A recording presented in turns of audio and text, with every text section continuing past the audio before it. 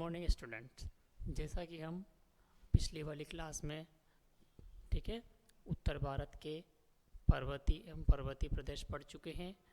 ठीक है, इसके बाद हम आज शुरुआत करने वाले हैं ठीक है प्रायद्वीपीय भारत के पठारी क्षेत्र एवं पर्वतीय क्षेत्र। ठीक है, सबसे पहले हम पढ़ेंगे प्रायद्वीपीय भारत। ठीक है, और जब प्रायद्वीपीय भारत की बात करूँगा मैं आपको, तो आपको यहाँ से समझना है कि प्रायद्वीपीय भारत बना कैसे है।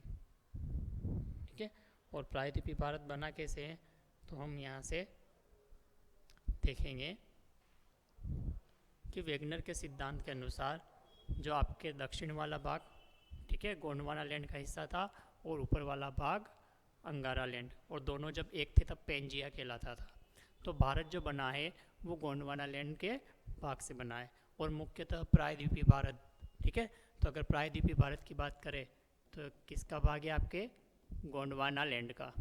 ठीक है, तो यहाँ से ये क्वेश्चन आपके एग्जाम में बनता है। ये गोंडवाना लैंड वाला हिस्सा अंगारा लैंड से टकराया और उसके परिणाम स्वरूप हमने पढ़ा था हिमालय पर्वत का निर्माण हुआ, जो नवीन वलित पर्वत है, और साथ ही साथ वो हाल ही में बना है। नवीन मतलब 6 करोड़ साल पहले, और मैंने बताया भी था आपको भूगोल में। ठीक है, 1-2 करोड़ साल बिल्कुल हालिया घटनाएं होती है, तो इसीलिए हम हिमालय को क्या पढ़ते हैं? नवीन वलित पर्वत। तो और प्रायद्वीपीय भारत तो प्राचीन भाग है, और वो कौन सा लैंड का भाग है? आपके गोंडवाना लैंड का। ठीक है, तो यहाँ से याद। और प्रायद्वीपीय भारत को हम 2 भागों में बांट के पढ़ेंगे, प्रायद्वीपीय भारत के पठार और प्रायद्वीपीय भारत के पर्वत एवं पर्वत श्रृंखलाएँ। ठीक है, तो यहाँ से याद रखना है कि प्रायद्वीपीय भारत के पठार कौन कौन से हैं और प्रायद्वीपीय भारत के पर्वत और पर्वत श्रृंखलाएँ कौन कौन सी हैं। ठीक है, अब हम सबसे पहले आज की क्लास में डिस्कस करेंगे प्रायद्वीपीय भारत के सभी पठार। ठीक है, और जब आप प्रायद्वीपीय भारत के पठार की बात करेंगे तो हम प्रायद्वीपीय भारत तो पढ़ चुके हैं, गोंडवाना लैंड का हिस्सा है। अब प्रायद्वीपीय भारत में जो पठारी क्षेत्र है वो आपके अलग अलग विशेषताएं लिए हुए हैं। ठीक है, यहाँ पे आपके धारवाड़ चट्टानें भी पढ़ी थी हमने। ठीक है, यहाँ अपनों ने विंध्यन चट्टानें भी पढ़ी थी, यहीं अपनों ने कुडप्पा चट्टानें भी पढ़ी थी, यहीं गोंडवाना चट्टानें भी पढ़ी थी। अतः सभी प्रकार की चट्टानें यहाँ मिल रही है, और सभी प्रकार की चट्टानों की अलग अलग विशेषताएं थी। कहीं धात्विक खनिज मिल रहे थे, कहीं अधात्विक खनिज मिल रहे थे। तो आपके प्रायद्वीपीय भारत जो है धात्विक और अधात्विक खनिजों से संपन्न है। ठीक है, और उसमें भी मुख्यतः कौन सा भाग? पठारी वाला भाग। ठीक है, तो आपको यहाँ से याद रखना है। अब खास बात यह है, इसके अलावा आप देखोगे तो प्रायद्वीपीय भारत जो है 3 और सागर से घिरा है। नाम ही इसका प्रायद्वीप, और प्रायद्वीप का अर्थ क्या होता है? जो कोई भूखंड 3 ओर से समंदर से या जल की बड़ी राशि से घिरा हो। तो एक तरफ आप अरब सागर पढ़ते हो, एक तरफ बंगाल की खाड़ी पढ़ सकते, एक तरफ हम बंगाल की खाड़ी लिख सकते हैं, और नीचे कौन सा है? हिंद महासागर। तो तीनों ओर समंदर से घिरा है, इसलिए इसको हम प्रायद्वीप के रूप में पढ़ते हैं। ये ध्यान रखना है, जो चारों ओर से घिरा उसको द्वीप पढ़ते हैं, और जो 3 ओर से घिरा है वो प्रायद्वीप। तो भारत का जो नीचे वाला क्षेत्र है वो प्रायद्वीप इसीलिए कहलाता है कि वो 3 और बड़ी जल राशि से घिरा हुआ है। ठीक है, यहाँ पर और क्या विशेषता है हम पढ़ेंगे आगे चल के। मानसून भी इसी क्षेत्र में सबसे पहले आता है, तो यहाँ मानसूनी वर्षा भी होगी, और मानसूनी वर्षा होगी तो यहाँ वनस्पति की अलग अलग प्रकार की मिलेगी, तो यहाँ जैव विविधता भी देखने को मिलेगी। ठीक है, ये सारी चीज़ें हम आगे डिटेल में पढ़ेंगे, लेकिन फिलहाल हम सबसे पहले पढ़ते हैं प्रायद्वीपीय पठार के कितने भाग हैं या इसको कितने भागों में वर्गीकृत किया गया है।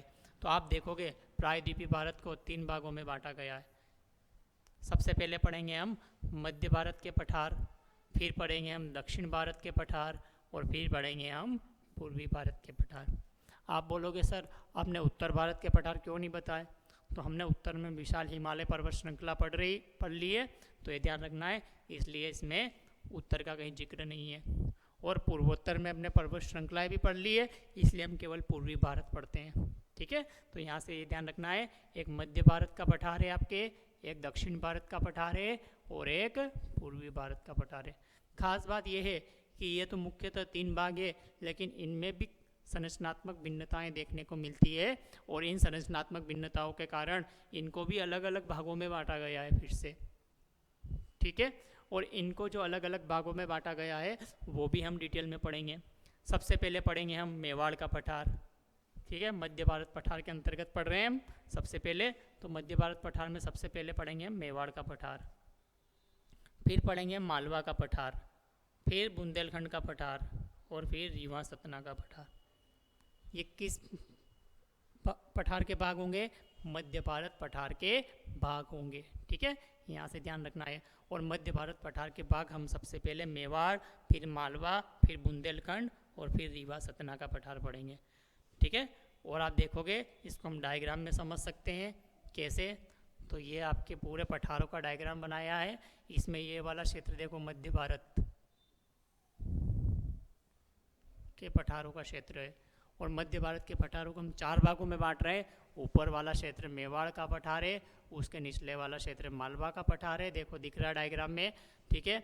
जो मेवाड़ का पठार है उसके थोड़ा सा दक्षिण पूर्व की तरफ बुंदेलखंड का पठार है और उसके भी थोड़ा सा नीचे दक्षिण पूर्व की तरफ रीवा सतना का पठार मिलेगा, देखो आप, ठीक है। तो डायग्राम भी बना लेना लगभग अपने को एग्ज़ाम में जब भी क्वेश्चन आए तो, ठीक है।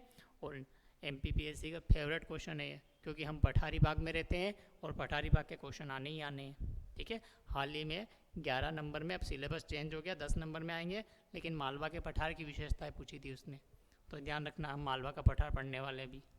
तो यहाँ से आपके क्वेश्चन भी कवर होंगे, मेंस के भी और प्रीलिम्स के भी क्वेश्चन कवर होंगे कुछ कुछ यहाँ से, ठीक है।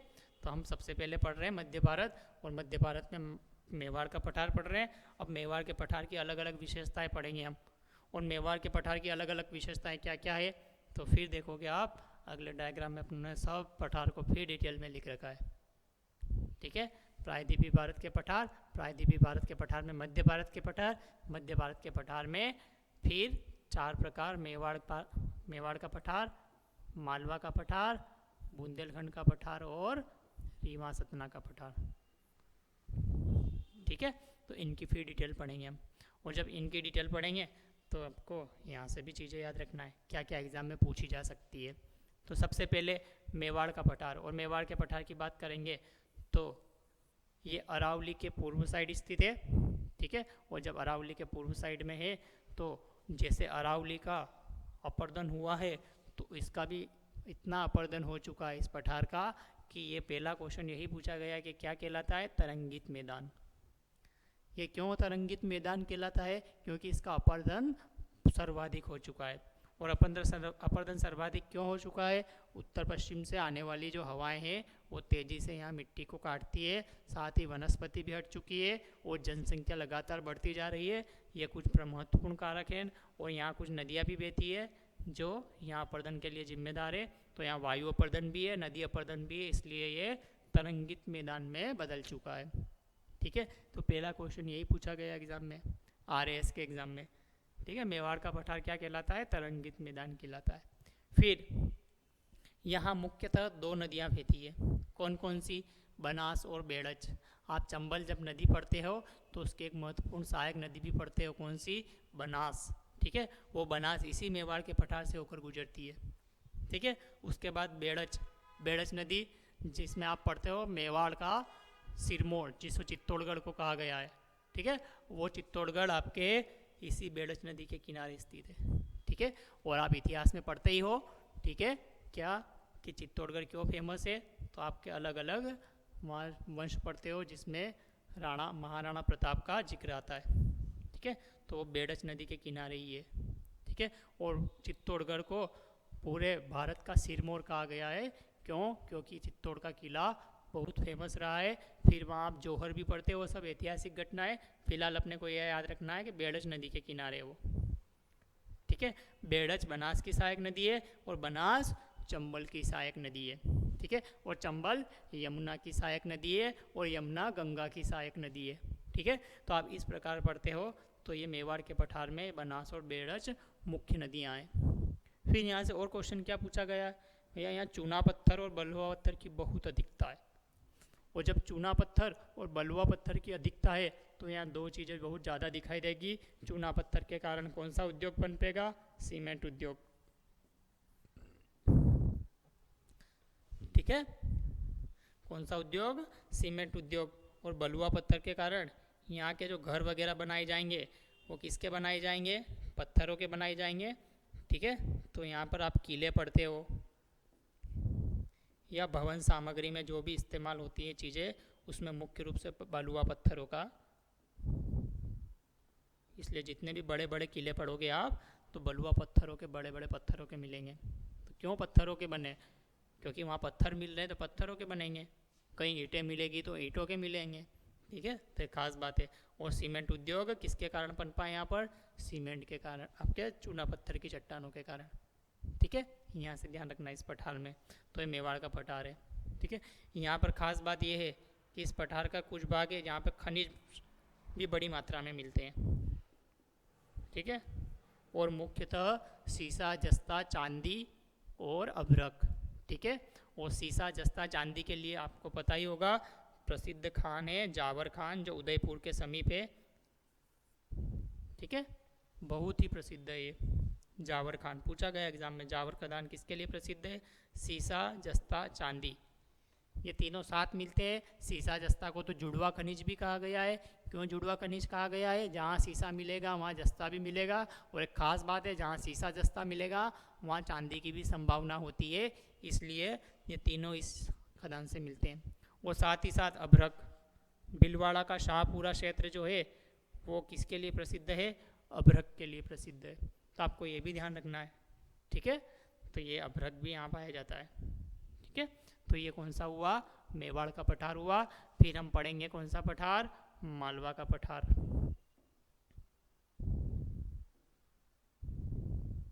जब मालवा के पठार की बात करेंगे तो मालवा के पठार की आप बहुत सारी विशेषता मध्य प्रदेश में पढ़ते हो, उसमें से हम कुछ कुछ विशेषताएं मुख्य रूप से जिक्र करेंगे। मालवा का पठार बना कैसे है? बेसाल्ट लावा से बना है। ठीक है, कैसे बना है? बेसाल्ट लावा से। और बेसाल्ट लावा कैसे बना है? ज्वालामुखी के दरारी उद्भेदन से बना है। ठीक है, वो दरारी उद्भेदन में क्या होता है? लावा पतला होता है, उसकी शांता कम होती है, और शांता और लावा पतला होता है, कम होती है तो बहुत दूर तक फैल जाता है, और बहुत दूर तक फैल जाता है तो परत परत जम के वो क्या बनाता है? पठार बनाता है, जिसमें आपके मालवा का पठार आता है। ठीक है, और ये चट्टानें कौन सी है? बेसाल्टिक। और यही बेसाल्टिक चट्टानें जब अपर्दित हो चुकी है तो ये किस मृदा में बदल चुकी है? काली मृदा में। इसलिए आपके एमपीपीएससी प्रीलिम्स में भी क्वेश्चन पूछ चुकी है, मालवा के क्षेत्र में कौन सी मृदा पाई जाती है? काली मृदा पाई जाती है। ठीक है, कथन के रूप में, तो ध्यान रखना है। और यह काली मृदा कपास की खेती के लिए अधिक उपयुक्त होती है, इसीलिए इसको अपन कपासी मृदा भी कहेंगे, जो आपके पूरे मालवा के पठार में मिलेगी। ठीक है, और मालवा के पठार की क्या खास विशेषताएं? तो यहाँ पर चंबल, माही, शिप्रा जैसी नदियाँ बहती है, और जब ये नदियाँ बहती है तो यहाँ की ये जीवन रेखा का काम करती है, इसलिए चंबल, माही, शिप्रा जैसी नदियाँ मालवा के पठार की जीवन रेखाएं कहलाती है। ठीक है, तो आपको ध्यान रखना है। और जब यहाँ देखोगे आप काली मिट्टी भी है, नदियों का जल भी है, तो यहाँ हर प्रकार की फसल हो चुकी होएगी। और जब हर प्रकार की फसल होएगी उसमें से आपके सबसे प्रमुख फसल होगी सोयाबीन, इसीलिए मध्य प्रदेश को सोया प्रदेश भी कहा जाता है। क्यों? मालवा का पठार किसके लिए फेमस है? सोयाबीन के लिए फेमस है। क्यों सोयाबीन के लिए फेमस है? काली मृदा भी है, पानी भी है, तो सोयाबीन की खेती हो रही है भरपूर। फिर सोयाबीन की खेती तो आपके खरीफ की फसल में हो जाती है, तो फिर रबी की फसल में किसान क्या बोलते हैं? ज़्यादातर गेहूँ बोते हैं। तो आपके मध्य प्रदेश के मालवा क्षेत्र को गेहूं का भंडार भी कहा जाता है, जो रबी में बोया जाता है। ठीक है, और आप देखोगे मध्य प्रदेश कभी 7वें 8वें नंबर पर हुआ करता था गेहूं उत्पादन में, लेकिन लगातार आपके प्रयास करते करते वर्तमान में उत्तर प्रदेश के बाद 2nd नंबर पे आ गया है। ठीक है, तो ये ध्यान रखना है। और करंट अफेयर्स में डाटा चेंज होता रहता है, दूसरा तीसरा, तो ये आपको याद रखना है। फिलहाल अपन 2 नंबर पे, उत्तर प्रदेश के बाद हरियाणा 3 पे चला गया, पंजाब 4 पे चला गया। पहले ये अपनों से ऊपर हुआ करते थे, तो फैक्ट भी याद रखना है। क्यों इतने गेहूं में ऊपर आ गए हैं? तो ये मालवा के पठार में किसान बहुत मेहनत करते हैं, और मेहनत करते हैं तो बहुत गेहूं का उत्पादन बढ़ा है लगातार। ठीक है, तो ध्यान रखना है। क्लियर है? तो ये आपके सोयाबीन और गेहूं की खेती भी हो रही है। चंबल, माही नदी भी है। यहाँ वनस्पति कैसी मिलती है? तो यहाँ मानसूनी वनस्पति मिलती है। कौन सी वनस्पति मिलती है? मानसूनी, जिसमें आम, पीपल, शीशम, बरगद आप सभी पढ़ते हो, ये सभी इसी क्षेत्र में मिलते हैं। आप रास्ते में घूमते हो आपको देखेंगे। लेकिन लगातार ये यहाँ पर मरुस्थलीकरण का भाग बढ़ता जा रहा है और बढ़ता जा रहा है, तो यह बबूल के वृक्ष भी आपके देखने को मिलेंगे। ठीक है, जो कांटेदार वनस्पति है, तो बबूल के वृक्ष भी बड़ी संख्या में आपको इस भाग में देखने को मिलते हैं। ठीक है, क्यों? क्योंकि इसका लगातार क्या हो रहा है? मरुस्थलीकरण हो रहा है। ठीक है, तो ये आपको मालवा का पठार के बारे में याद रखना है और आप सब ये चीज़ें मध्य प्रदेश में डिटेल से पढ़ोगे। फिलहाल अपने पास यहाँ पर इतना ही पढ़ना है। ठीक है, अब आ जाते हैं हम किसके ऊपर? बुंदेलखंड के पठार की। और जब बुंदेलखंड के पठार की बात करेंगे तो आप देखोगे फिर बुंदेलखंड का पठार कैसे बनाए, तो ये नीस और शिष्ट चट्टानों से बनाए। और नीस और शिष्ट चट्टानें मिलेगी जहाँ पर भी, तो वहाँ पर आपके कुछ आग्नेय चट्टानें और आग्नेय से अगले क्रम की चट्टानें, मुख्य रूप से विंध्यन, कुडप्पा, वो देखने को मिलेगी। और ये नीस शिष्ट कायांतरित रूप है, तो परिवर्तित हो चुके हैं इतने कि पता नहीं चलता है चट्टानें किस प्रकार बनी हुई है। ठीक है, तो ध्यान रखना, बुंदेलखंड के पठार में नीस और शिष्ट चट्टानें बनती है। फिर यह अवनालिका अपरदन से ग्रसित है। बुंदेलखंड के पठार की खास विशेषता क्या है? ये अवनालिका अपरदन से ग्रसित है। अवनालिका अपरदन अर्थात यहाँ पर चंबल नदी जब बहती है तो वो आपके इस भिंड, मुरैना, ग्वालियर, श्योपुर वाले क्षेत्र में आसपास गली अपरदन करती है। ठीक है, गली मतलब वहाँ मिट्टी बहुत खुरदरी और मुलायम है, तो उस मिट्टी को बहा बहा कर अपने साथ ले जाती है, जिसे ही अवनालिका अपरदन कहा जाता है। ठीक है, तो आपको यहाँ से याद रखना है। और अवनालिका अपरदन के लिए कौन सी नदी फेमस है? चंबल नदी। और इसी अवनालिका के अपरदन के कारण आपके श्योपुर, भिंड, मुरैना, ग्वालियर क्षेत्र में बीहड़ों का निर्माण हुआ है, जिसे हम कहते हैं चंबल के बीहड़। ठीक है, इनको क्या कहते हैं हम? चंबल के बीहड़, या इनको कहा जाता है उत्खात भूमि। चंबल के बीहड़ या उत्खात भूमि भी कहा जाता है। ठीक है, और जब आप इनके बारे में पढ़ते हो तो यहाँ कुछ विशेष बागियों का जिक्र आता है, जिसमें फूलन देवी का और पान सिंह तोमर का सबसे ऊपर जिक्र आता है। ठीक है, और फूलन देवी को बैंडेड क्वीन कहा गया है आपके। ठीक है, जो डाकू थी पहले और बाद में क्या बनी? सांसद बनी। और किसके समय समर्पण किया? एग्जाम में पूछा गया है, अर्जुन सिंह के समय, वो मुख्यमंत्री हुआ करते थे उस समय, तो आपको ध्यान रखना है। तो फूलन देवी भी इसी क्षेत्र में आपके क्या थी? बागी थी। आप पान सिंह तोमर पढ़ते हो, जो आर्मी में था और बाद में आपके बागी बन जाता है इसी क्षेत्र में।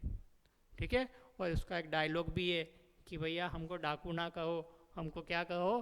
बागी कहो। क्यों? क्योंकि हम बागी है, डाकू नहीं है। डाकू तो संसद में बैठते हैं। ठीक है, तो ये उसका कथन है, बहुत प्रसिद्ध है, तो ध्यान रखना है। फिर हम पढ़ते हैं तो बुंदेलखंड वाला जो क्षेत्र है वर्तमान में क्या यह ऐतिहासिक रूप से सूखे से ग्रस्त रहा है। सूखे से ग्रस्त क्यों रहा है? आपके जब मानसून आता है तो दक्षिण पश्चिम मानसून भी यहाँ जाते जाते शुष्क हो जाता है, और आपके जिसके कारण यहाँ कम वर्षा होती है। और दक्षिण पश्चिम मानसून में भी दो शाखाएं हैं, अरब सागर वाली शाखा और बंगाल की खाड़ी वाली शाखा।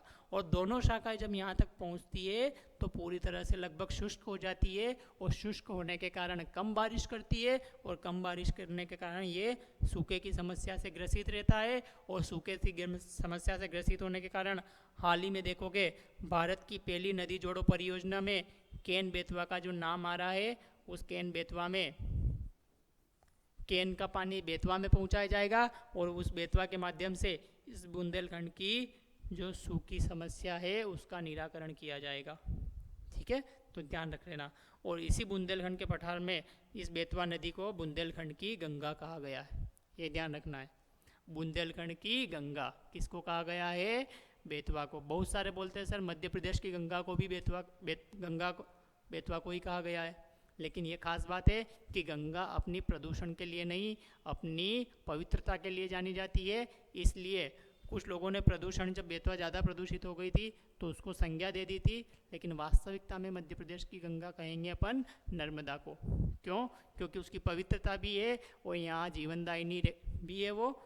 और आपके उत्तर भारत में कौन जीवनदायिनी है? गंगा।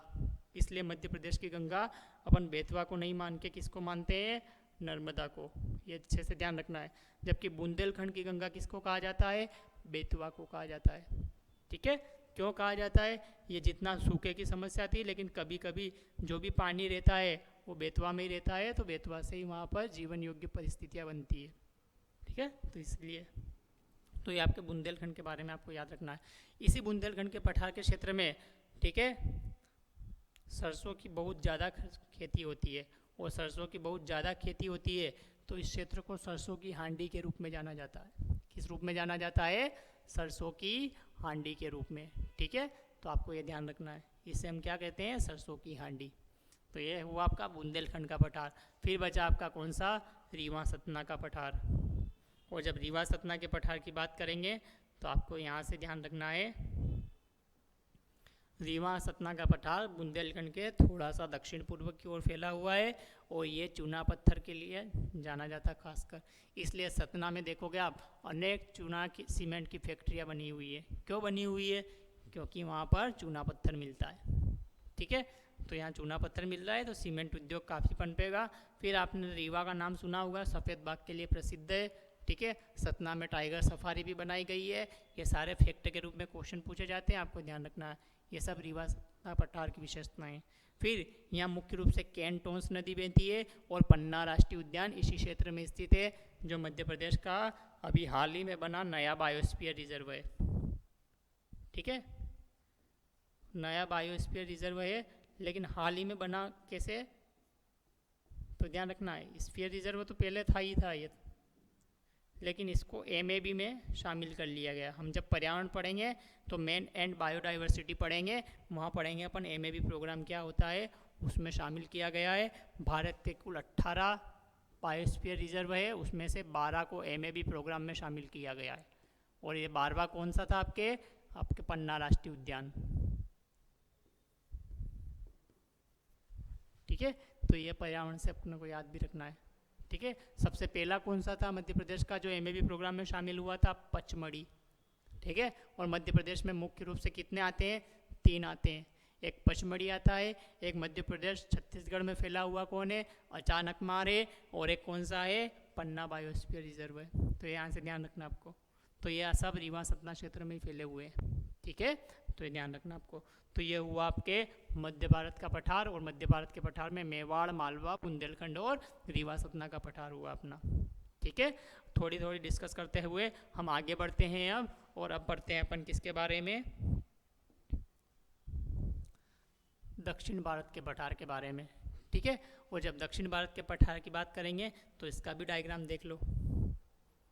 ये देखो, ये मध्य भारत का पठार हो गया, ये आपके कौन सा है, दक्षिण भारत का पठार। और दक्षिण भारत के पठार को फिर 4 भागों में बांटा गया है, दक्कन का पठार, कर्नाटक का पठार, तेलंगाना का पठार और रायलसीमा का पठार। देखो, इसके भी 4 भाग है। दक्कन का पठार मुख्य रूप से महाराष्ट्र में फैला हुआ है, कर्नाटक का पठार कर्नाटक, इसी को हम कन्नड़ का पठार या मैसूर का पठार भी कहते हैं, क्योंकि आपके मैसूर और इसी क्षेत्र में है। और यहाँ कौन सी भाषा बोली जाती है, कन्नड़ भाषा, कन्नड़ समुदाय रहता है, इसलिए इसको कन्नड़ का पठार भी कहा जाता है। इसी प्रकार आपके तेलंगाना मुख्य रूप से मध्य और आपके जो बीच वाला भाग है प्रायद्वीपीय भारत का, उसमें स्थित है। ठीक है, और ये बाद में नया बना राज्य है हाल ही में, जिसकी राजधानी हैदराबाद है। और रायलसीमा का पठार जो है आंध्र प्रदेश में है। ठीक है, जो आपके तेलंगाना पठार के दक्षिण में स्थित है मुख्य रूप से। तो यहाँ से ध्यान रखना है। अब इनकी डिटेल भी पढ़ लेते हैं हम, एक एक पठार की इनकी क्या क्या विशेषताएं हैं। तो वही सबसे पहले दक्कन के पठार की पढ़ेंगे, और दक्कन के पठार की पढ़ेंगे तो आपको यहाँ से ध्यान रखना है, जैसे मालवा का पठार बना था और मालवा के पठार की विशेषताएं थी, वो विशेषताएं किसकी मिलेगी, दक्कन के पठार की। ये भी बेसाल्टिक लावा से बना है। बेसाल्टिक लावा कैसे बना है, ज्वालामुखी के दरारी उद्भेदन से, और इस पठार का निर्माण दरारी उद्भेदन से हुआ है। तो यहाँ काली मिट्टी भी मिलेगी, और काली मिट्टी मिलेगी तो आपके कपास की खेती ज़्यादा होगी, और कपास की खेती ज़्यादा होगी तो वहाँ पर सूती वस्त्र उद्योग होगा। इसलिए आपके दक्कन के क्षेत्र में मुंबई वगैरह जो क्षेत्र है, सूती वस्त्र उद्योग के सबसे बड़े बड़े और पहले कारखाने यहीं लगाए गए थे। आप पढ़ोगे फैक्ट के रूप में 1854 में। ठीक है, भारत का पहला सूती वस्त्र का कारखाना मुंबई में किसने लगाया था, कावस जी डागर ने लगाया था। ठीक है, तो आप ध्यान रखना यहाँ से। फिर यहाँ मुख्यतः गोदावरी और उसकी सहायक नदियाँ बहती है, और ये गोदावरी और उसकी सहायक नदियाँ यहाँ पर अनेक सिंचाई की सुविधाएं उपलब्ध कराती है, और सिंचाई की सुविधा के कारण यहाँ पर बड़ी मात्रा में गन्ने की खेती भी होती है, ठीक है। और गन्ने की खेती होने के कारण आप पढ़ोगे, आप महाराष्ट्र अभी थोड़े टाइम पहले चीनी उत्पादन में उत्तर प्रदेश को भी मात दे के पहले स्थान पर आ गया था, ठीक है। क्यों? क्योंकि यहाँ पर गन्ने की जो खेती होती है उत्तर प्रदेश से क्षेत्रफल में तो कम है, लेकिन गन्ने में शर्करा की मात्रा अधिक होती है, ठीक है। साथ ही साथ प्रतिस्पर्धा नहीं है, उत्तर प्रदेश में उसको खांडसारी अर्थात गुड़ उद्योग से प्रतिस्पर्धा मिलती है, यहाँ डायरेक्ट आपके चीनी बनाई जाती है, इसलिए अभी बिल्कुल शीर्ष पे चल रहा है, ठीक है। अभी वापस सेकंड पे आ गया है, लेकिन थोड़े टाइम पहले चीनी उत्पादन में महाराष्ट्र प्रथम स्थान पर था। क्यों महाराष्ट्र प्रथम स्थान पर था? इसी दक्कन क्षेत्र में स्थित है, और यहाँ पर गोदावरी बेसिन से सिंचाई की सुविधाएं उपलब्ध होकर गन्ने की खेती की जा रही किसानों द्वारा, ठीक है। तो ध्यान रखना है। इसका जो पूर्वी क्षेत्र है, ठीक है, वर्तमान में सूखे की समस्या से ग्रसित है, अर्थात पूर्वी क्षेत्र कौन सा? विदर्भ वाला, ठीक है। और वहाँ पर आप देखोगे तो विदर्भ वाला क्षेत्र सूखे की समस्या से ग्रसित रहता है। थोड़े टाइम पहले सूखा पड़ा था वहाँ पर, तो भारत सरकार ट्रेन से लेकर पानी पहुँची थी वहाँ पे, तो लोगों ने विरोध किया था उसका कि कोई स्थायी समाधान निकालो, ट्रेन से पानी कैसे भेजा जाएगा, है ना, ये तो मजाक हो जाता है। तो ये ध्यान रखना है। तो विदर्भ सूखा ग्रसित क्षेत्र है, जैसे बुंदेलखंड वाला था। अब बुंदेलखंड वाला में तो दोनों शाखाएं शुष्क होती जा रही थी, विदर्भ वाला जो क्षेत्र है वो वृष्टिछाया प्रदेश में आ जाता है, इसलिए सूखा पड़ता है, ठीक है। वृष्टिछाया प्रदेश कैसे? हम जब मानसून पढ़ेंगे तो आपको बताऊंगा कि वृष्टिछाया प्रदेश कैसे बनता है यहाँ पे, और बारिश क्यों कम होती है और सूखा ग्रसित रहता है, ठीक है। तो ये ध्यान रखना है दक्कन के पठार की विशेषताएं कुछ मुख्य रूप से, ठीक है। अब पढ़ेंगे हम कर्नाटक के पठार की विशेषताएं, और कर्नाटक के पठार की विशेषता पढ़ेंगे हम। तो कर्नाटक का पठार इस दक्कन के पठार का दक्षिणतम भाग है, और इस कर्नाटक के पठार की खास विशेषता है कि अत्यधिक उबड़ खाबड़ है। जो इसका ऊपर वाला क्षेत्र है, ठीक है, वो तो पठारी क्षेत्र है, लेकिन निचले वाले क्षेत्र का अर्थात पश्चिमी भाग वाले, ठीक है, सॉरी पश्चिमी भाग वाला जो क्षेत्र है मलनाड, ये ज़्यादा उबड़ खाबड़ है, इसलिए इसको मलनाड कहा जाता है। जबकि जो पूर्वी वाला भाग है वो थोड़ा सा अपरदित होके क्या हो गया, समतल में बदल चुका है, इसलिए वहाँ ज़्यादा कृषि की जाती है। जबकि पश्चिमी भाग कृषि योग्य नहीं है, यहाँ पहाड़ियाँ ज़्यादा मिलेगी, और उन्हीं पहाड़ी को यहाँ पर क्या कहा जाएगा? मलनाड कहा जाएगा। और इसकी ऊंचाई भी, पठार की ऊंचाई की भी पश्चिम की ओर ज़्यादा मिलेगी, क्योंकि हम आगे पढ़ेंगे ये पश्चिमी घाट का भी हिस्सा है कहीं ना कहीं, ठीक है। और पश्चिमी घाट आपके पश्चिम में ज़्यादा ऊंचा है, और पूर्व की ओर उसका ढलान कम होता जाता है, ये भी पढ़ेंगे, तो ध्यान रखना है। इस पठार की खास विशेषता है कि यहाँ धात्विक खनिज बहुत अधिक मात्रा में मिलते हैं। धात्विक खनिज अधिक मात्रा में क्यों मिलते हैं? क्योंकि हमने धारवाड़ चट्टानें पढ़ी थी, और धारवाड़ चट्टानें धात्विक खनिजों के लिए प्रसिद्ध थी, और ये धारवाड़ चट्टानें कर्नाटक के धारवाड़ जिले में थी। और जब कर्नाटक का पठार पढ़ रहे हैं तो धारवाड़ चट्टानें होगी, तो खनिज भी होंगे ही होंगे, और मुख्य रूप से धात्विक खनिज, जिसमें आप पढ़ते हो कौन से? तो सबसे महत्वपूर्ण है सोना, आयरन, ठीक है।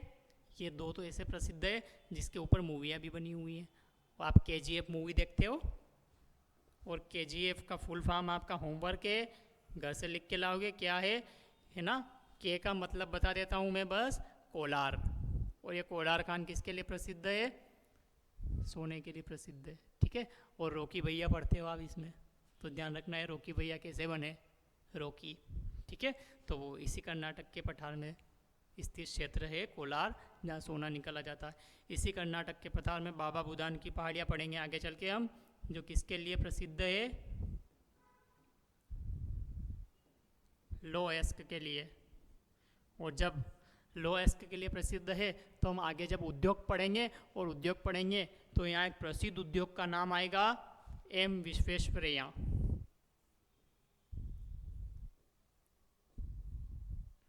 और जब M विश्वेश्वरैया लो इस्पात संयंत्र की बात करेंगे, तो हम इसकी कुछ विशेषताएं पढ़ेंगे, जो भारत का पहला सहकारी क्षेत्र का PSU था, ठीक है। तो यहाँ से ध्यान रखना है आपको कि एम विश्वेश्वरैया आपके इसी कर्नाटक के पठार में आता है और एक प्रसिद्ध भारत के नेता हुए हैं जो इस नाम को लेने में भी हिचकिचा रहे थे, इसलिए इनके ऊपर बहुत सारे कार्टून भी बने हुए हैं, तो आप देखोगे।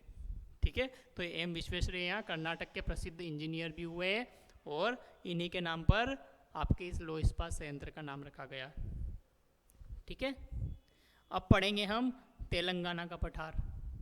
चलो, कर्नाटक के पठार की एक और विशेषता है, यहाँ कृष्णा बेसिन मुख्य रूप से बहता है और कृष्णा में कौन कौन सी तुंगभद्रा, वर्धा जैसी नदियाँ, तुंगभद्रा, मालप्रभा, घाटप्रभा जैसी नदियाँ आती है जो इसी कर्नाटक के पठार में बहती है। और तुंगभद्रा पढ़ोगे तो इसी कर्नाटक के पठार में ऐतिहासिक क्रम में पढ़ोगे हम्पी शहर, और हम्पी किस साम्राज्य का राजधानी हुआ करता था, तो विजयनगर साम्राज्य पढ़ोगे आप। ठीक है, तो ऐतिहासिक क्रम से भी ये महत्व रखता है आपको, तो ये ध्यान रखना है। तो ये कृष्णा बेसिन का हिस्सा है यहाँ पे। ठीक है, और मुख्य रूप से तुंगभद्रा, मालप्रभा और घाटप्रभा, तो ये ध्यान रखना है। फिर अब तेलंगाना के पठार में आ जाते हैं और तेलंगाना के पठार की बात करते हैं तो फिर ये वृष्टि छाया प्रदेश में आता है। वृष्टि छाया प्रदेश अर्थात जहाँ बारिश नहीं होती है, न के बराबर होती है, और जब बारिश नहीं होती है तो वहाँ वनस्पति कम होगी, और कम होगी या फिर ऐसी वनस्पति होगी जो कम से कम बारिश में भी उत्पन्न हो जाए, तो यहाँ पर कंटीली वनस्पति मिलेगी। तो आपके थार के मरुस्थल में जो वनस्पति मिलती है, कुछ कुछ समानता है आपके तेलंगाना के पठार भी उससे रखता है।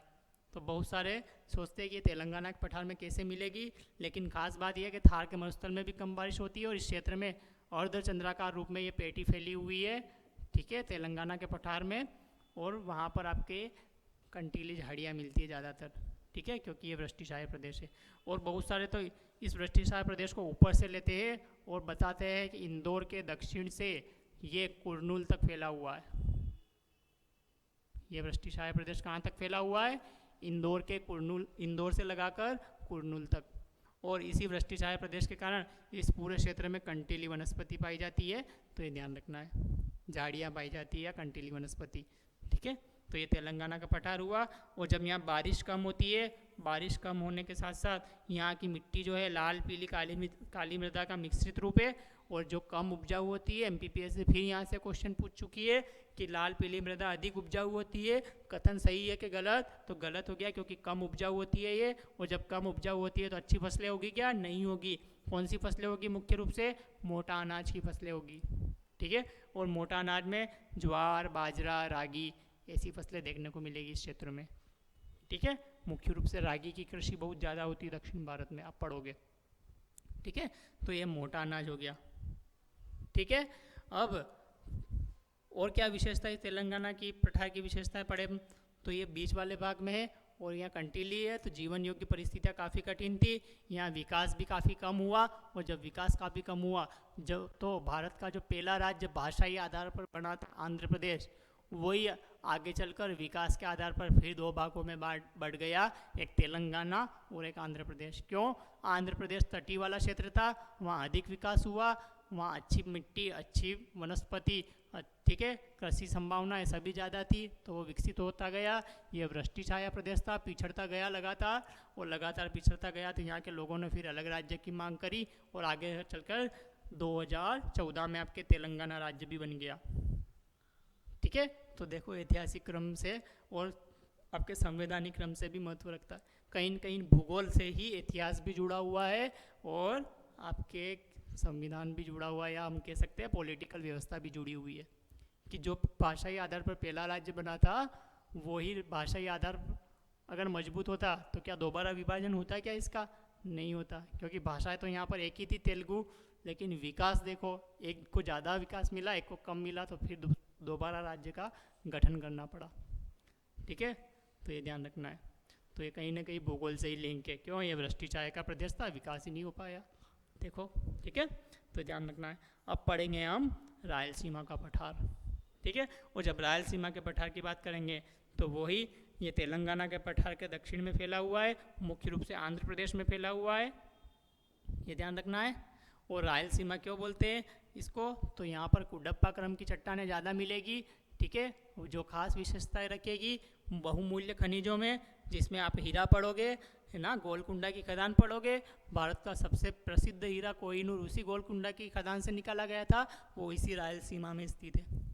और वंश पढ़ोगे तो कौन से वंश, काकती वंश से रिलेटेड था वो, ठीक है, तो आपको ध्यान रखना है। फिर यहाँ पर आप देखोगे तंबाकू की कृषि भी होती है, ठीक है, वो तंबाकू अनुसंधान केंद्र, ये आपका होमवर्क है, कहाँ बना हुआ है ये आप घर से लिख या कमेंट सेक्शन में बताओगे मुझे, ठीक है, कि तंबाकू कृषि अनुसंधान संस्थान कहाँ बना हुआ है। और तंबाकू के लिए आपके आंध्र प्रदेश प्रसिद्ध है, आपको पता ही होगा, वो आंध्र प्रदेश में कौन सा वाला भाग, रायलसीमा वाला भाग, ठीक है, तो ध्यान रखना है। और यहाँ पर मुख्य रूप से कौन सा, कृष्णा गोदावरी बेसिन का आपके दक्षिण वाला भाग आ जाता है, या फिर दक्षिण पूर्वी वाला भाग आ जाता है, जहाँ ये समंदर में मिलती जाके आगे चल के, तो इसके बाद डेल्टाई भाग स्टार्ट हो जाता है, तो ये ध्यान रखना है। तो केजी बेसिन मुख्य रूप से इसी रायलसीमा के पठार में स्थित है, ठीक है, तो ये आपके कुल दक्षिण भारत के पठार हुए जो आपको याद रखना है, क्लियर है। और इसका मैप मैंने बता ही दिया था आपको, ये वाला दक्षिण भारत का मैप, और दक्षिण भारत में पठार दक्षिण भारत के दक्कन, कर्नाटक, तेलंगाना, रायलसीमा, ठीक है। चले आगे अब जब आगे पढ़ेंगे हम, तो अब पढ़ेंगे पूर्वी भारत के पठार, ठीक है। हम देखो सबसे पहले हमने थीम बना ली थी मध्य भारत, दक्षिण भारत, पूर्वी भारत। मध्य भारत में मेवाड़ पढ़ लिया आप लोगों ने, मालवा पढ़ लिया, बुंदेलखंड, रीवा, सतना पढ़ लिया। दक्षिण भारत में दक्कन पढ़ लिया अभी हाल में, कर्नाटक पढ़ लिया, तेलंगाना पढ़ लिया और रायलसीमा पढ़ लिया। अब कौन सा बचा है आपका, पूर्वी भारत। अब इसमें पढ़ेंगे हम बघेलखंड, दंडकारण्य, छोटा नागपुर और कार्बी आंगलांग, ठीक है। तो ये इन पठारों की फिर विशेषताएं पढ़ेंगे कि बघेलखंड का पठार कहाँ है, दंडकारण्य का कहाँ है, छोटा नागपुर, कार्बी आंगलांग, इनकी क्या क्या विशेषताएं हैं। तो देखो अब जब मैं पूर्वी भारत की बात कर पूर्वी भारत के पठार की बात कर रहा हूँ, तो आपको यहाँ से ध्यान रखना है।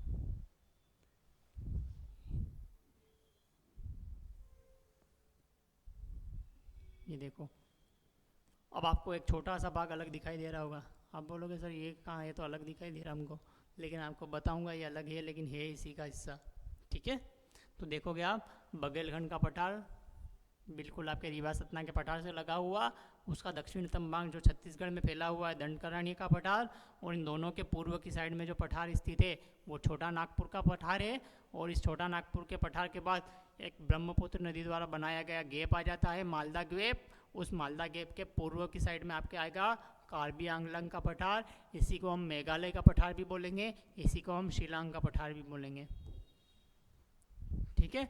ये देखो अब मालदा गेप के कारण अलग दिखाई देता है, ये मालदा गेप ब्रह्मपुत्र नदी बनाती है, इसलिए ऐसा लगता है कि ये कार्बी आंगलांग या मेघालय या शिलांग का पठार प्रायद्वीपीय भारत का भाग नहीं है, लेकिन वास्तव में प्रायद्वीपीय भारत का ही भाग है, और जो इस गेप से अलग हुआ है, ठीक है, ये ध्यान रखना है। तो आपको ये ध्यान रखना है यहाँ से। तो ये कुछ आपके पार्ट हुए पूर्वी भारत के पठार के, अब हम इनको भी डिटेल में पढ़ेंगे, ठीक है। अब हम इनको भी डिटेल में पढ़ेंगे। सबसे पहले पढ़ेंगे हम बघेलखंड के पठार के बारे में, ठीक है। और जब बघेलखंड के पठार की बात करेंगे तो आपके मध्य प्रदेश में भी कहीं ना कहीं इसका भाग का विस्तार है, और पूर्वी मध्य प्रदेश में आप देखोगे इसका विस्तार माना गया है। तो आपके यहाँ से भी क्वेश्चन बनते हैं मध्य प्रदेश में कि ये कहाँ कहाँ फैला हुआ है, मध्य प्रदेश और छत्तीसगढ़ में फैला हुआ मुख्य रूप से, ठीक है। इसकी क्या विशेषता है बघेलखंड के पठार की, तो यहाँ पर कोयला और बॉक्साइट मिलता है। क्यों कोयला और बॉक्साइट मिलता है, क्योंकि यहाँ गोंडवाना चट्टानें भी मिलती है आपके, और यहाँ पर कौन सी चट्टानें भी मिलती है, धारवाड़ चट्टानें भी मिलती है। तो गोंडवाना चट्टानें कोयले के लिए प्रसिद्ध थी आपको, तो यहाँ कोयला देखने को मिलेगा मुख्य रूप से सोन जोइला घाटी।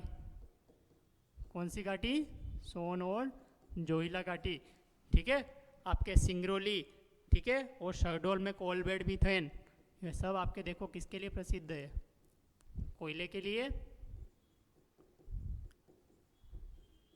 कोलबेड मीथेन दुनिया की सबसे बड़ी मीथेन की परत है, ये शहडोल में स्थित है, पता है आपको, पूछा गया एमपीपीएससी द्वारा, ठीक है। तो ये देखो आप, तो ये क्यों मिल रही है यहाँ पर, क्योंकि यहाँ गोंडवाना चट्टानें है, और ये गोंडवाना चट्टानें बघेलखंड के पठार में ही मिल रही है आपको, और ये सब विशेषता इसी पठार की है। फिर बॉक्साइट आप देखोगे अमरकंटक का पठार और अमरकंटक का पठार मुख्य रूप से बॉक्साइट के लिए जाना जाता है। किसके लिए जाना जाता है? बॉक्साइट के लिए। ठीक है, तो ये बॉक्साइट के लिए प्रसिद्ध है अमरकंटक का पठार। इसीलिए आप देखोगे इसके उत्तर में थोड़ा सा दूर जाएंगे तो रेणुकूट है, और रेणुकूट जो है वहीं पर आपके क्या लगाया गया है? एल्यूमिनियम संयंत्र। हम जब उद्योग पढ़ेंगे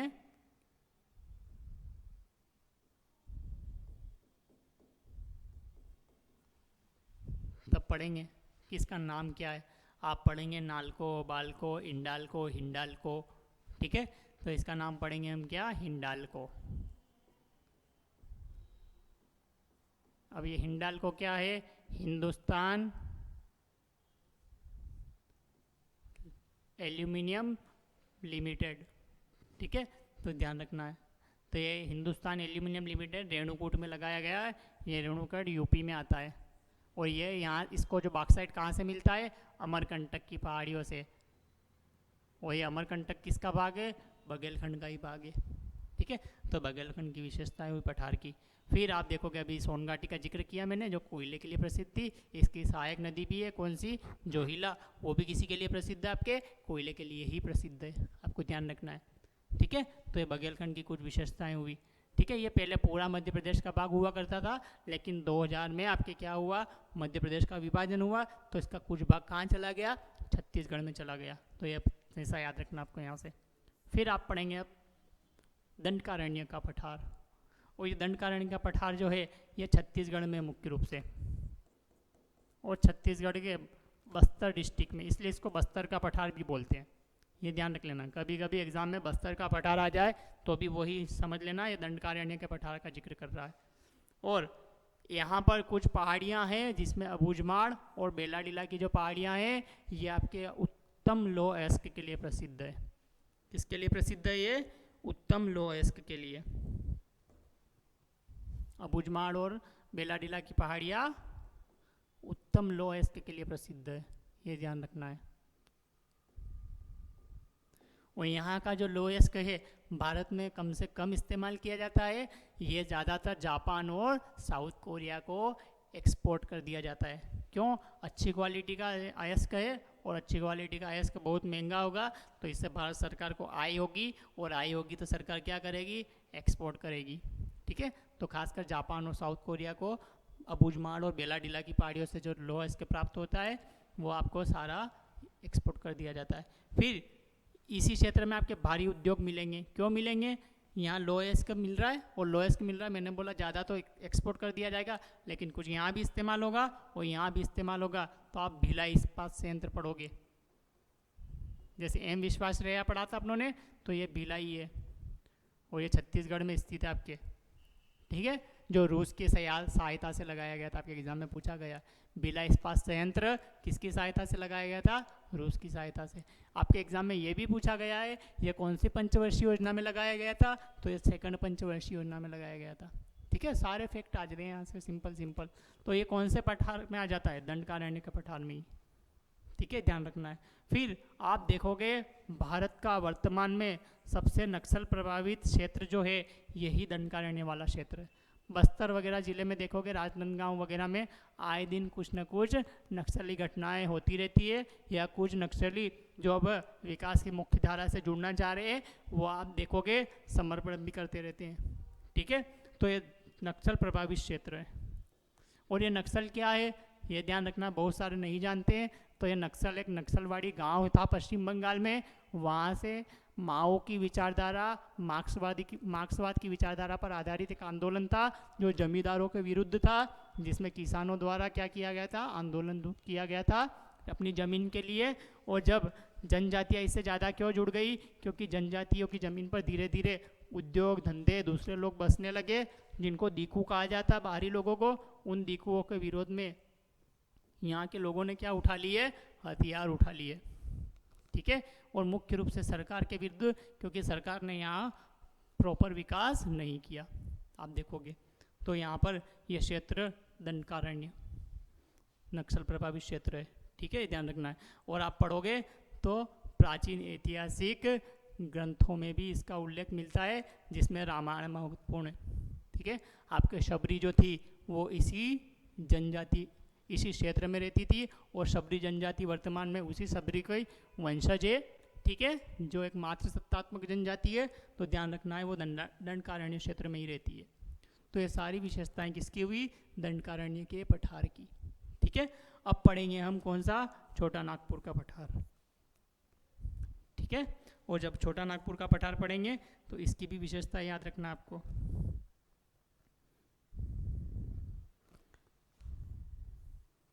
और छोटा नागपुर के पठार को भारत का खनिज आश्चर्य कहा गया है।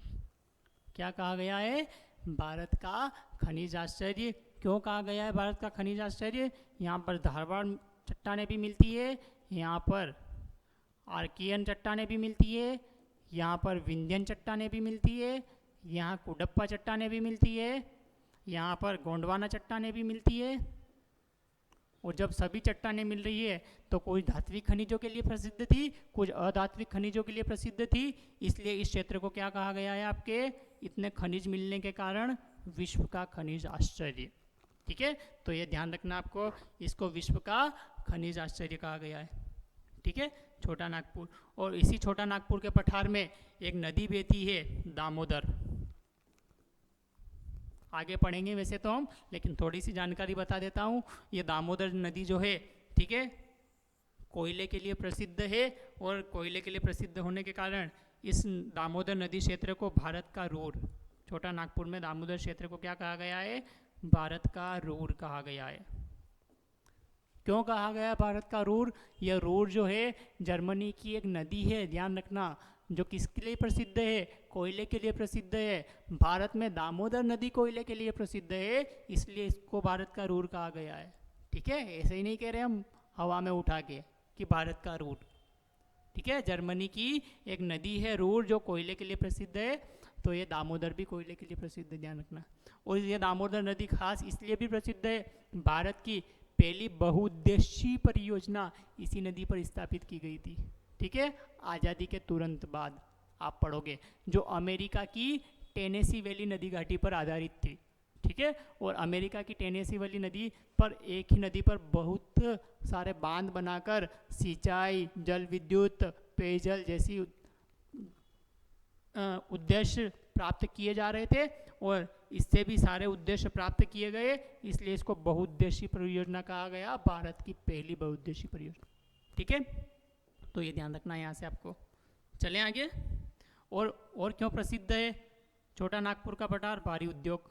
मैंने बताया आपको, भारत का सबसे बड़ा और पहला लौह इस्पात का कारखाना जो प्राइवेट सेक्टर का था, टिस्को पढ़ोगे आप, टाटा आयरन एंड स्टील, किसी क्षेत्र में स्थित है? झारखंड में। ठीक है, और झारखंड में जमशेदपुर, और जमशेद टाटा ने लगाया था वो, तो इसी नाम से जाना जाता है। ठीक है, कहाँ पर स्थित है? इसी छोटा नागपुर पठार में। क्यों भारी उद्योग ही वहाँ पर लगाया गया है? सारे खनिज मिल रहे हैं, ये सारे खनिज वहीं स्थानीय रूप से मिल रहे हैं, स्थानीय रूप से मिल रहे हैं, तो वहीं पर आप कारखाना लगाओ, वहीं से खनिज प्राप्त करो, और उससे माल बना के आप आगे सप्लाई करो, बेचो। ठीक है, तो ये आधारभूत उद्योगों के लिए जाना जाता है क्षेत्र। किसके लिए जाना जाता है? आधारभूत। ठीक है, जैसे आयरन से आपकी आधारभूत संरचनाएं बनती है, और आयरन के सबसे बड़े बड़े संयंत्र इधर ही आपके बोकारो इस्पात संयंत्र पढ़ोगे आप। ठीक है, आप ये टिस्को पढ़ोगे, सभी इसी क्षेत्र में मिलेंगे, और भी बहुत सारे संयंत्र बने हुए हैं, तो ध्यान रखना है। फिर छोटा नागपुर का जो पठार है उसको समतल उत्थित संप्राय मैदान कहा गया है, ध्यान रखना है, थोड़ा गलत लिख दिया गया है, उत्थित संप्राय मैदान। ठीक है, उत्थित संप्राय मैदान कैसे? यह भाग बाद में, पहले मैदान का भाग हुआ करता था, ऊपर उठ गया, और ऊपर उठकर एकदम समतल हो गया, इसलिए इसको कहा गया है उत्थित संप्राय मैदान। ठीक है, तो आपके एग्जाम में पूछा जा चुका है क्वेश्चन, जेपीएससी में आ चुका है, यूपीएससी में आ चुका है। उत्थित संप्राय मैदान का उदाहरण कौन सा पठार है? आपके छोटा नागपुर का पठार है। ठीक है, और इसमें भी मुख्य रूप से रांची का पठार है, ध्यान रख लेना। इसको भी छोटे छोटे भागों में वर्गीकरण किया गया है, रांची का पठार और हजारीबाग का पठार। उत्तरी भाग हजारीबाग का पठार कहलाता है, दक्षिणी भाग रांची का पठार कहलाता है, वो रांची का पठार ही इसका भाग है। ठीक है, ध्यान रखना है। और रांची झारखंड की राजधानी भी आप पढ़ते हो, तो ये फैक्ट भी आपको यहाँ से याद रखना है। तो ये हुआ आपका छोटा नागपुर का पठार। अब पढ़ेंगे हम कौन सा वाला, आपके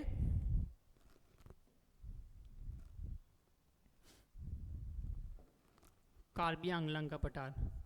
और जब कार्बी आंगलांग का पठार पढ़ेंगे तो मैंने बताया था आपको कि ये प्रायद्वीपीय भारत का ही भाग, लेकिन किस गैप के कारण, मालदा गैप के कारण, जो पश्चिम बंगाल में स्थित है, ब्रह्मपुत्र नदी द्वारा बनाया जाता है, उसके कारण ये क्षेत्र ऐसा लगता है कि ये प्रायद्वीपीय भारत का हिस्सा नहीं है। ठीक है, लेकिन ये हिस्सा है वास्तव में प्रायद्वीपीय भारत का, इस गैप के कारण अलग दिखाई देता है। और इसी को हम मेघालय का पठार या शिलांग का पठार भी कहते हैं। ठीक है, तो आपको यहाँ से ध्यान रखना है। तो ये कार्बी आंगलांग का पठार। अब इसकी क्या विशेषता है, तो देखो पहला तो ये मालदा भ्रंश के कारण क्या होता है, अलग दिखाई देता है। मालदा भ्रंश, भ्रंश मतलब जो भाग नीचे धंस गया हो, और ब्रह्मपुत्र वाला भाग ये क्या हुआ है, नीचे धंस गया है। ये दोनों भाग साइड वाले ऊपर के ऊपर उठे रह गए और अलग दिखाई देते हैं। ठीक है, तो ध्यान रखना। फिर आपके पता होगा ये कार्बी आंगलांग मेघालय शिलांग का पठार भारत में सर्वाधिक वर्षा प्राप्त करता है। और सर्वाधिक वर्षा प्राप्त करता है तो भारत के सर्वाधिक वर्षा वाले स्थान पढ़ते हो आप, मौसिमराम, चेरापूंजी पढ़ते हो कि नहीं पढ़ते हो। और जब मौसिमराम, चेरापूंजी पढ़ते हो तो आप पढ़ते हो सर्वाधिक वर्षा कहाँ होती है, फर्स्ट नंबर पर मौसिमराम है, सेकंड नंबर पर कौन है, चेरापूंजी है। ठीक है, बीच में कभी डाटा चेंज हो गया था, एक बार चेरापूंजी में ज़्यादा वर्षा हुई थी, तो आपको ध्यान भी रखना है करंट अफेयर्स के अकॉर्डिंग। अभी वर्तमान में कौन है, मौसिमराम है। ठीक है, और कौन से भाग का पठार है, कौन से भाग का हिस्सा है ये, कार्बी आंगलांग के पठार का, ये ध्यान रखना है। इस पठार की खास विशेषता है, यहाँ पर 3 बहुत महत्वपूर्ण पर्वत श्रृंखलाएँ स्थित है, गारो, खासी, जयंतिया। ठीक है, और ये गारो, खासी, जयंतिया ये पर्वत श्रृंखलाएं वास्तव में यहाँ पाई जाने वाली जनजातियों के नाम से पड़ी हुई है। ठीक है, जैसे गारो जनजाति, खासी जनजाति और जयंतिया जनजाति है। जिस पे गारो जनजाति रहती है वो गारो हिल्स, जिस पे खासी जनजाति रहती है वो खासी हिल्स, जिस पे जयंतिया रहती है वो जयंतिया हिल्स। और आप पढ़ोगे इतिहास में तो जनजातीय आंदोलन में, ठीक है, इन जनजातियों की भूमिका भी रहती है, जिनमें जयंतिया द्वारा एक पहाड़ी विद्रोह किया गया था। ठीक है, तो आपको ध्यान रखना है। फिर आप पढ़ोगे ये भारत का सर्वाधिक जैव विविधता वाला क्षेत्र है। ठीक है, और जैव विविधता वाला क्षेत्र है तो यहाँ वनस्पति की सघनता देखने को मिलेगी, और वनस्पति की सघनता के साथ साथ ये हॉट स्पॉट का क्षेत्र भी हो जाएगा। आप पढ़ोगे भारत में मुख्य रूप से 2 हॉट स्पॉट के क्षेत्र हैं जो मुख्य रूप से भारत में ही है। एक पश्चिमी घाट है, ध्यान रखना है, और एक पूर्वी हिमालय है। बहुत सारे यहाँ पर पूर्वी घाट समझ लेते हैं, पूर्वी घाट नहीं है, पूर्वी हिमालय, जिसमें कहीं ना कहीं थोड़ा बहुत भाग इस मेघालय वाले क्षेत्र का भी आता है, क्योंकि ज़्यादा बारिश भी प्राप्त करता है, तो ये पूर्वोत्तर क्षेत्र में आ जाता है एक तरह से। ठीक है, ऐसे मुख्य रूप से 2 हॉट स्पॉट है, और भारत सहित पूरे आसपास के क्षेत्रों से मिला लो तो 4 हॉट स्पॉट आ जाते हैं, और ये एग्जाम में क्वेश्चन पूछा जाता है। मुख्य रूप से 2 ही है, और अंतर्राष्ट्रीय बाउंड्री से मिले हुए कितने हैं, 4 हुए हैं, जिसमें चाइना, म्यांमार से भी लगा हुआ क्षेत्र है, नीचे वाला श्रीलंका से भी लगा हुआ क्षेत्र है। ठीक है, तो ये ध्यान रखना है। तो ये हुआ आपके कार्बी आंगलांग का पठार। इसकी एक और ख़ास विशेषता ये है कि यहाँ पर जो लोग रहते हैं, प्राकृतिक रूप से ज़्यादा बारिश होती है तो ज़्यादा नदियाँ होगी, ज़्यादा नदियाँ होगी तो अवसंरचनात्मक जो ढांचा है वो अच्छे से विकसित नहीं होगा, तो लोग जो है प्राकृतिक पुलों का यूज़ करते हैं। यूपीएससी ने क्वेश्चन पूछा है, ठीक है, प्राकृतिक पुल का जो यूज़ होता है कहाँ के लोग करते हैं, मेघालय के, जो आपके जड़ों द्वारा, आप देखना नेट पे जाके, जड़ें, पेड़ की जड़ें रहती है, उनको आपस में जोड़ दिया जाता है, और उस पर फिर लोग आपस में एक दूसरे से हाथ पकड़ के उस पुल को पार करते हैं, जिसको कहा गया है प्राकृतिक पुल। ठीक है, और यूपीएससी ने यही क्वेश्चन पूछा है। तो एमपीपीएससी भी यूपीएससी की फॉलोवर है, कुछ ना कुछ उठाती रहती है वहाँ से, तो आपको ध्यान रखना है। तो ये कार्बी आंगलांग का पठारी है जो आपको उस क्षेत्र की सारी विशेषता बताएगा। यहाँ पर भारत की सबसे स्वच्छ पानी की झील भी स्थित है, उमियम, ध्यान रख लेना। इसी कार्बी आंगलांग, जब हम झीलें पढ़ेंगे वैसे तो वहाँ पर डिटेल पढ़ेंगे, लेकिन इतना सा ध्यान रख लेना है, उमियम झील इसी कार्बी आंगलांग के पठार में स्थित है, जो भारत की सबसे स्वच्छ पानी की झील है। ठीक है, इस प्रकार हमने देख लिया भारत के प्रायद्वीपीय भारत के सारे पठार, मध्य भारत के, दक्षिण भारत के और पूर्वी भारत के। मध्य भारत में कौन कौन से? मेवाड़, मालवा, बुंदेलखंड, रीवा, सतना। दक्षिण भारत में कौन कौन से? दक्कन, कर्नाटक, तेलंगाना, रायलसीमा। और पूर्वी भारत के कौन कौन से हुए? बघेलखंड, दंडकारण्य, छोटा नागपुर और कार्बी आंगलांग। ठीक है, आज की क्लास में केवल आज पठार ही पढ़ लिए अपनों ने, काफ़ी है। अगली क्लास में हम प्रायद्वीपीय भारत के पर्वत एवं पर्वत श्रृंखलाएँ पढ़ेंगे। चलो ठीक है, मिलते हैं अगली क्लास में। Thank you.